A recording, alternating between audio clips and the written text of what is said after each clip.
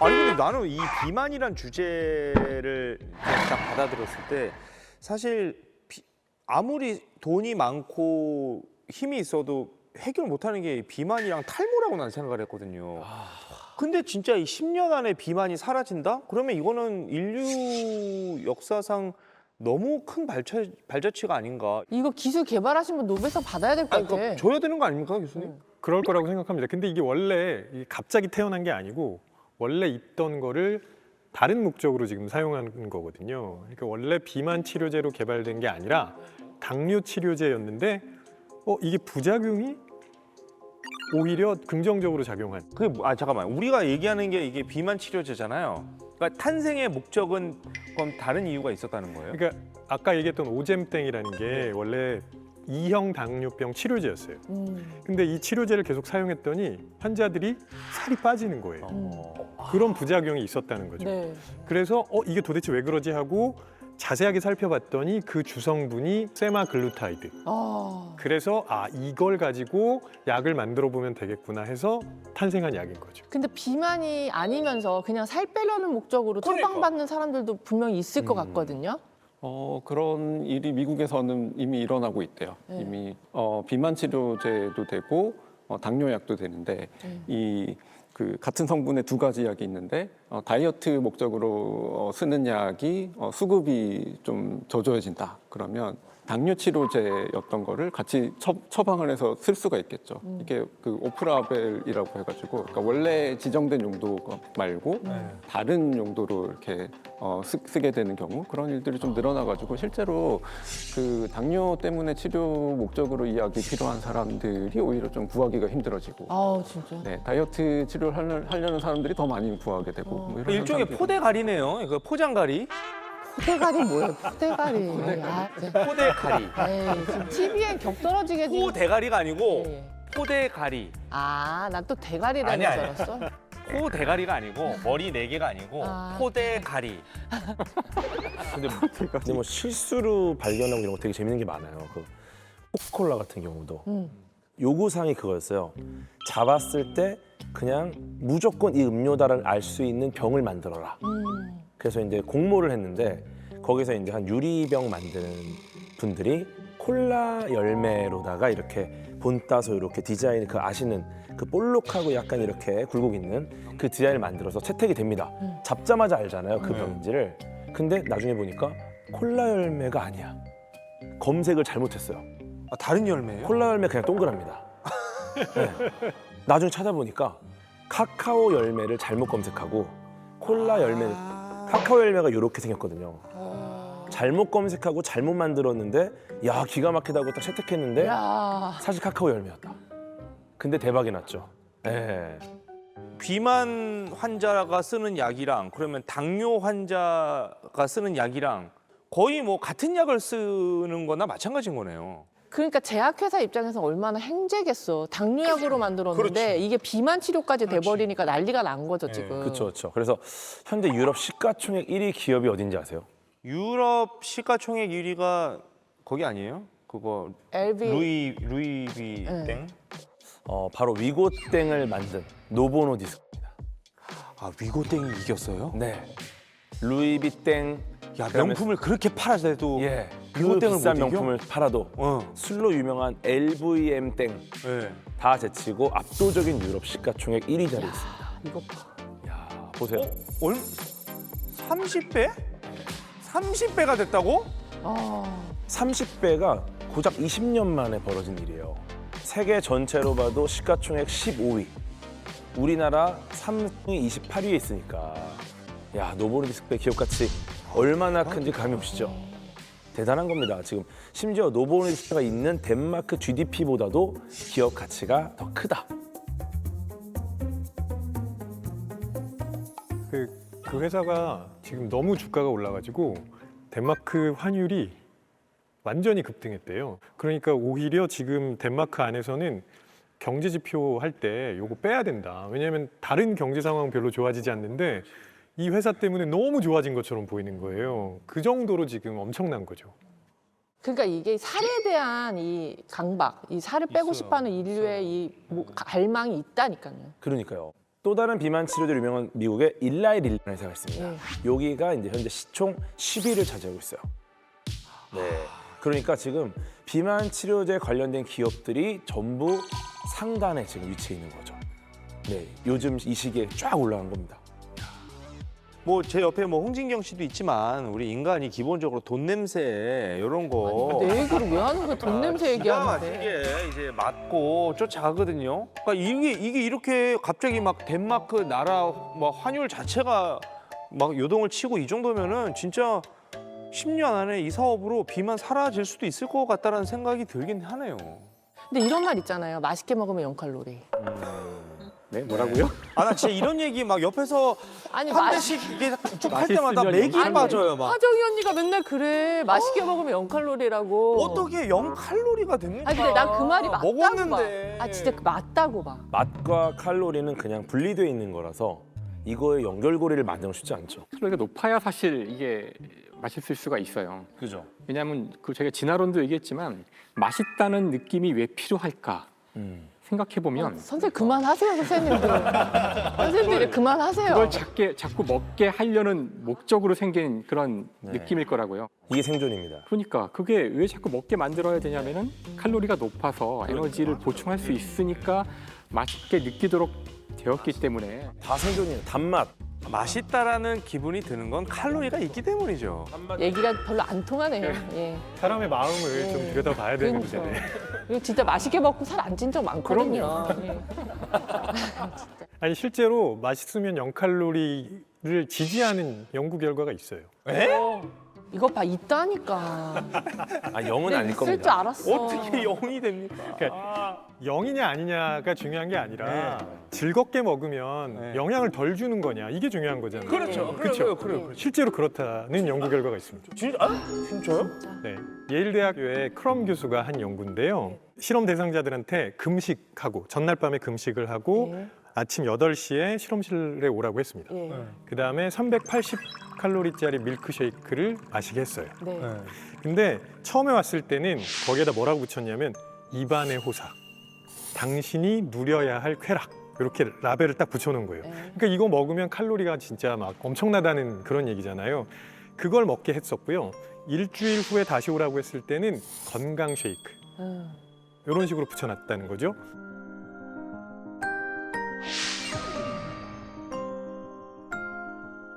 그 다음에 뭘 측정했냐면 배가 고플 때 나오는 호르몬인 그렐린을 측정합니다. 그랬더니 입안의 호사라는 그 쉐이크를 마셨을 때 건강 쉐이크를 마셨을 때보다 그렐린 수치가 3배 정도 낮게 나왔습니다.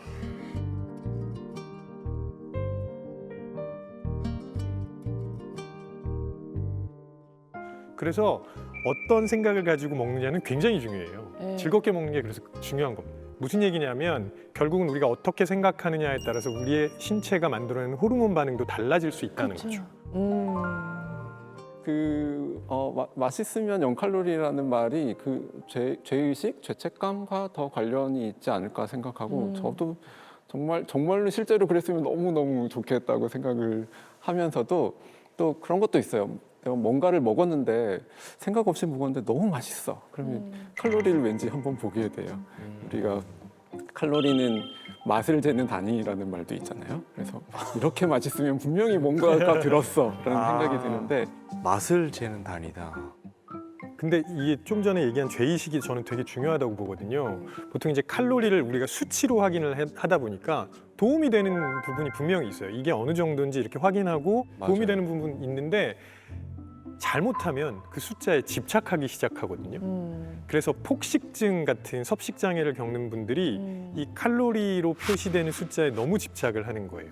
그게 상당히 큰 부작용이죠. 그래서 그 수치 보면서 아 내가 이 정도 먹으면 안 되는데 이렇게 자꾸 죄책감 가지고 죄의식 느끼니까 폭식하고 다 구토하고 이런 게 반복이 되기도 합니다. 아마도 그렇게 저희가 세상을 숫자로 평가하게 된 게 물리학이 이 사회에 끼친 해악 중에 하나일 거예요.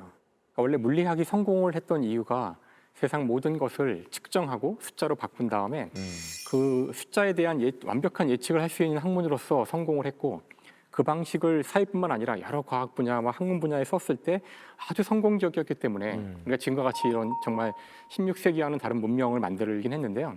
근데 문제가 이제 물리학의 그런 방법이 지금 우리가 이야기하고 있는 무엇이 아름다운 것이고 무엇이 비만이고 무엇이 행복한지 이런 데까지 써도 되는지는 확실하지 않은데 숫자로 쓰는 순간 바로 비교가 되잖아요.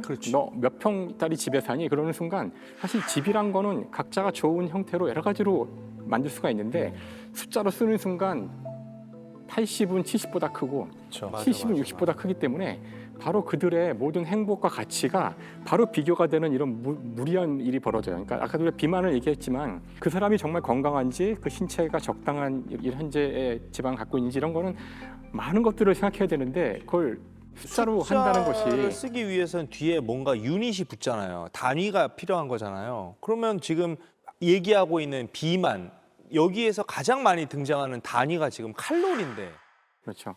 이것도 혹시 물리학에서 저지른 그거는 아니고요. 사실 물리학자가 보기에는 정말 칼로리 짜증나요. 아 그래요? 그러니까, 그러니까 난 그 단위를 얘가 얼마나 몇 칼로리인지 이거 측정하는 방법도 난 궁금하고. 일단 칼로리라는 거는 기본적으로 에너지의 단위예요. 살찌는 단위가 아니고요. 네, 에너지라는 거는 난 살찌는 단위인 줄 알았어.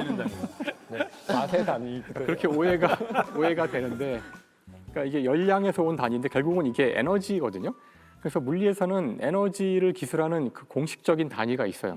표준 단위가 있어요. 마치 길이를 잴 때 가장 공식적인 단위는 미터거든요. 근데 다 아시다시피 미국에 가면 미터를 쓰지 않고 마일 같은 거 쓰니까 되게 짜증이 나거든요. 그래서 하나의 물리량에 대해서 여러 단위를 쓰면은 이걸 변환해야 되기 때문에 짜증이 나는데 똑같은 문제가 바로 칼로리에 있는 거죠. 원래 물리학의 공식 단위는 주울이에요. 줄. 맞아요. 근데 오히려 일반인들은 주울을 잘 모르고 칼로리가 더 익숙하시잖아요. 그러니까 19세기 중반에 와서 보니까 칼로리라고 화학자들이 쓰던 이 단위가 물의 온도를 높일 때 들어가는 어떤 열의 단위인데요. 근데 이것이 물리학자들이 보니까 이건 그냥 에너지였던 거예요. 그래서 지금 와서는 우리가 이거 몽땅 다 주울로 통일하면 좋겠는데 이미 벌써 칼로리가 너무 널리 쓰이다 보니 그래서 아주 안타까운 그런 단위예요. 칼로리는. 저는 지지합니다. 왜냐하면 줄이라는 과학자가 훌륭한 분이에요. 이분이 뭘 지지한다고요? 줄이요. 줄을. 그렇죠. 그럼 이제 맥도날드 땡 가면 다 햄버거 세트가 몇 줄 이렇게 그렇죠. 나오는 그렇죠. 줄을 쓰면 좋을 실제로 텐데. 유럽 여행을 하다 보면 유럽에 이제 슈퍼마켓 같은 데 가서 식품을 이렇게 집어들면은 포장면에 그 칼로리하고 킬로줄이 같이 표시돼 있어요. 역시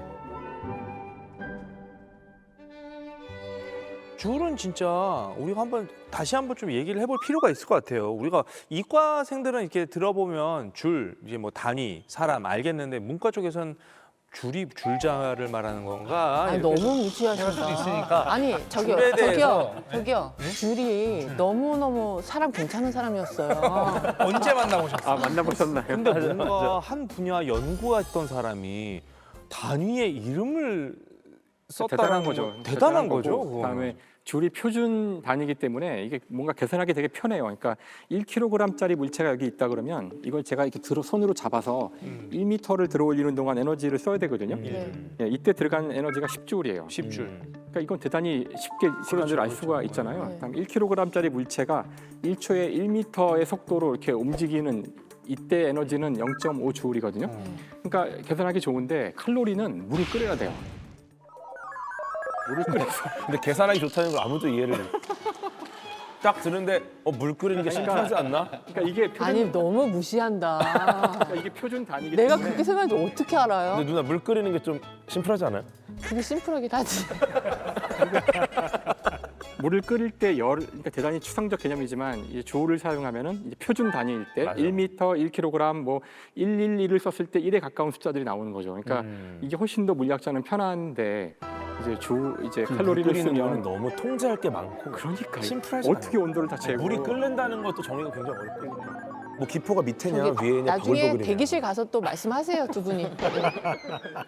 근데 칼로리 자체가 사실 다이어트 하는 분들한테도 정말 좀 도움이 안 되는 잘못된 정보가 그 안에 들어있는 게 우리가 칼로리를 얘기를 할 때는 뭐 이렇게 물을 끓이는 그런 걸로 환산하는 거기 때문에 쉽게 얘기해서 우리 몸으로 소화 흡수되는 거에 대한 고려가 전혀 없어요. 그러니까 우리가 생각하기에는 예를 들어서 흰 빵으로 100칼로리를 먹었을 때하고 아몬드로 100칼로리를 먹었을 때 똑같은 양이 우리 몸으로 흡수돼서 들어올 거라고 생각하지만 사실은 흰빵 같은 경우는 또는 뭐 주스 같은 경우는 거의 완벽하게 소흡수되는 거고 잘 들어오죠. 예, 아몬드 같은 경우는 뭐 이렇게 꼭꼭 씹어 먹지 않는 이상은 심지어 꼭꼭 씹어 먹어도 이게 그 안에 들어있는 모든 영양소가 다 소화 흡수될 수는 없거든요. 근데 이런 것들은 사실 사람마다 좀 차이가 있을 거고 계산하기도 복잡하기 때문에 식품에 표시되어 있는 그 칼로리 열량 표시는 사실은 부정확해요. 아니 근데 그거는 있죠. 그렇게 뭐 빵과 아몬드처럼 종이 다른 거 말고 같은 종이어도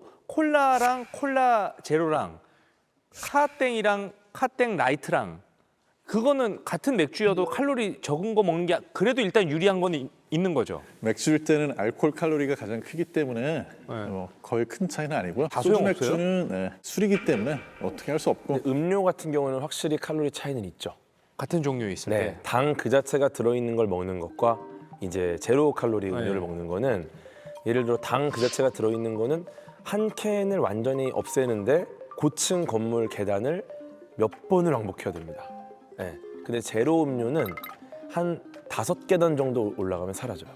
진짜요? 그 정도로 차이가 커요. 그럼 그거는 그 이왕이면 제로 먹어야 그거는 돼. 근데 이제 문제는 예를 들어서 칼로리가 적으니까 이거는 100인데 이거는 뭐 4밖에 안 되네? 그럼 이걸 한 20캔 먹어야겠다. 이거는 안 된다는 거예요.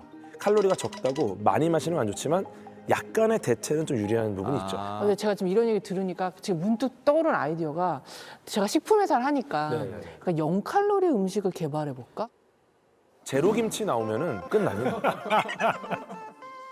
제로 김치? 제로 김치. 홍진경의 제로 김치. 그게 무슨 맛일까요? 그냥 진김치 먹으면 안 돼요. 일단 김치 맛은 안 나요. 아니면 제로 식품을 개발하는 거야. 물은 제로잖아요. 네, 물을 얼려. 네. 제로 아이스크림 있잖아요. 그래서 오 진짜? 제로 아이스크림이 실제 아이스크림보다 더 달아요. 심지어 제로 하나 만들어 봐야겠다. 맛이 기가 진짜. 막힙니다. 제로는 요즘에 이제 유행을 하지만 네. 우리가 다이어트의 역사는 사실 실패의 반복이었잖아요. 네. 항상 이제 그런 게 나오면 실패합니다. 왜요? 제로로 먹고 피자를 한 조각 더 먹는 거예요. 근데 남용하면 안 돼요. 남용이 문제입니다. 그러니까 기존의 맛을 내면서 진짜 제로 음식을 만들면 뭐 비만 치료제고 뭐고 없이 그냥 진짜 10년 아니라 5년 안에도 없어질 수 있는 거 나 진짜 아니에요? 내가 10년 안에 만든다. 제로 김치? 제로 김치.